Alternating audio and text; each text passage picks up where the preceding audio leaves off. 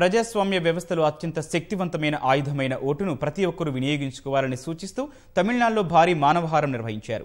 దేశ భవిష్యత్తును నిర్ణయించే ఓటు విలువ తెలియజేస్తూ అవగాహన కార్యక్రమం నిర్వహించారు.